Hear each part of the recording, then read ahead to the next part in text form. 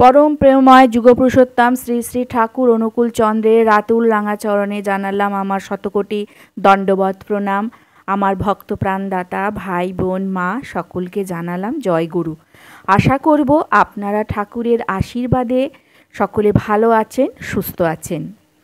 आजकेर आलोच्य विषय हलो चक्रफट निये ध्यान करते हय केन, घरेर कोन कोणे चक्रफट राखते नेই এবং চক্রফট রাখার যে বিধিনিষেধ সেইগুলোই বাকি। এই চক্রফট রাখলে ঘরের কোথায় রাখব, ঠাকুরের সাথে ঠাকুরের সিংহাসনে রাখা যায় কি না, চক্রফট নিয়ে কোন সময় ধ্যান করবেন, এই সব বিষয়গুলো আমরা সবাই জেনে নিই। পরম দয়াল আমাদের প্রত্যেকের ভালো ও মঙ্গল কামনায় ব্রহ্মাস্ত্র প্রদান করলেন। কি ব্রহ্মাস্ত্র? সেটা হলো নাম ধ্যান। নামই হলো সব। পরম দয়াল শ্রী শ্রী ঠাকুর বললেন এই নামই নামের সাথে আমাদের যুক্ত করে। শ্রী শ্রী ঠাকুর চক্রফট হাতে নিয়ে নাম করার কথা বললেন। এই চক্রফট হাতে নিয়ে ধ্যান করতে হয় কেন? ধ্যান মানে গভীর চিন্তা মনন এবং একাগ্রতার মাধ্যমে মানসিক প্রশান্তি, সচেতনতা এবং আত্ম উপলব্ধি অর্জনের একটি অনুশীলন। এটি একটি কৌশল যেখানে মনোযোগকে একটি নির্দিষ্ট বিষয়, চিন্তা বা কাজের উপর নিবদ্ধ করা হয়, যার ফলে মানসিক চাপ কমে, মন শান্ত হয় এবং একাগ্রতা বৃদ্ধি পায়। ধ্যানের মাধ্যমে মনকে শান্ত ও স্থির রাখার চেষ্টা করা হয়। আমাদের মনে যদি ইষ্টের প্রতি পূর্ণ অনুরাগ না আসে তাহলে ধ্যান সার্থক হবে না। পরম দয়াল শ্রী শ্রী ঠাকুর কিভাবে ধ্যানের বসার কথা বললেন? তিনি বললেন কোনো মোলায়েম আসনে, পদ্মাসনে বা যে আসনে বসে শরীরের কষ্ট কম হয় এবং শিরদাঁড়াটা সোজা রেখে চক্রফটকে চোখের সামনে রেখে নাম জপটা করিস। কুটস্থ মনটাকে ফেলে দিয়ে তবেই কিন্তু এই কর্মটা করবেন।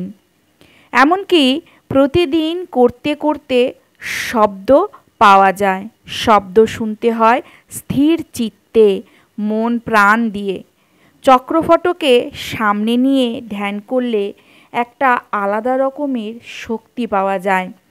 ধ্যান করার সময় যখন আমরা চোখ বন্ধ করে ধ্যান করি তখন অনেক আজে বাজে চিন্তা ধ্যানের মধ্যে চলে আসে, কিন্তু এই চক্রফট নিয়ে ধ্যান করলে আর আজে বাজে চিন্তা আসবে না। যখন আজে বাজে চিন্তা আসবে তখনই কিন্তু এই চক্রফট একবার দর্শন করবেন, আর বাজে চিন্তা আসবে না। আমরা যদি এইভাবে নাম ধ্যান করতে পারি তবেই ইষ্টের প্রতি অনুরাগ জন্মাবে। নাম ধ্যানে কিন্তু আয়ু বৃদ্ধি পায়। তাই ঠাকুর এই চক্রফট নিয়ে ধ্যান করার কথা বললেন। এই চক্রফট নিয়ে ধ্যান করলে একাগ্রতা বৃদ্ধি পাবে, এতে আপনারা বেশি করে ফল লাভ করবেন। এবার আমাদের জানতে হবে চক্রফট আমরা কোথায় রাখব এবং এর বিধিনিষেধগুলোই বা কী কী।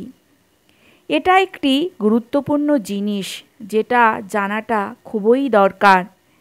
এই চক্রফট রাখার বেশ কিছু নিয়ম আছে, বিধিনিষেধ আছে, যা হয়তো অনেকে জানেন, আবার কেউ হয়তো জানেন না। ধ্যান করার পর চক্রফট ঠাকুরের সিংহাসনেই রেখে দেবেন। চক্রফট কিন্তু কোনো দিন সামনে করে রাখবেন না।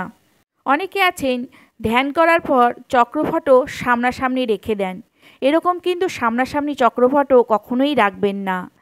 চক্রফট ধ্যান করার সময় ছাড়া কিন্তু দর্শন করতে নেই। চক্রফট নিয়ে ধ্যান করলে সহজেই কিন্তু পরমপিতার আশীর্বাদ লাভ করা যায়। আমরা নাম জপে আরও শক্তি অর্জন করতে পারি, তাই জন্যেই কিন্তু পরম দয়াল শ্রী শ্রী ঠাকুর চক্রফট নিয়ে ধ্যান করার কথা বলেছেন। তাহলে এই হলো চক্রফট রাখার নিয়ম, চক্রফট নিয়ে ধ্যান করার নিয়ম, যেটা আমাদের সকলকেই কিন্তু মানতে হবে।